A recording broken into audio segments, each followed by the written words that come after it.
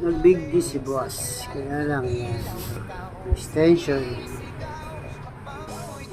Tapos naka-big disc. Kaso may na ang preno sa una. Alam nyo kung bakit? Dahil yan dito. Ayan.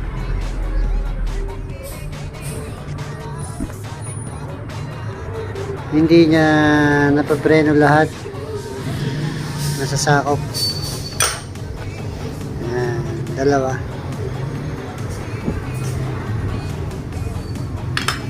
Kaya mahina ang preno. Yan nangyayari sa kanya.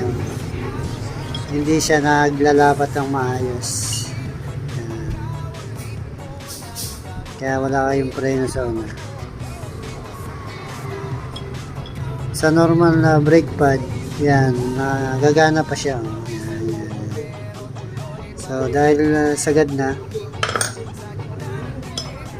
nagtatama na yung dalawa, nagkakaroon ng clearance, hindi na ngayon siya nalapan. Yan, kanya yung nangyayari. Sasagad na yun sa taas, hindi na siya papreno. So ito yung pinaka side effect ng big disc, na hindi siya nagpepreno ng 100%, lalo na kapag matagal. So gagana siya kapag bago lang. So pag ganyang kalalim na yung tama,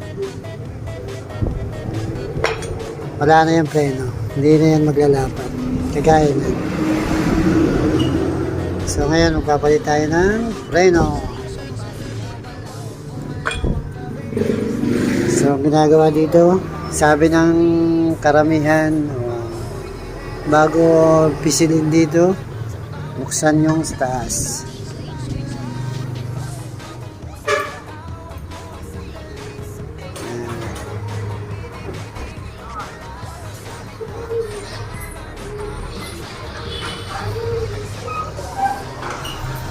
Kasi pagbukas yan, pag sinikwat nyo to, yan, malambot lang siya.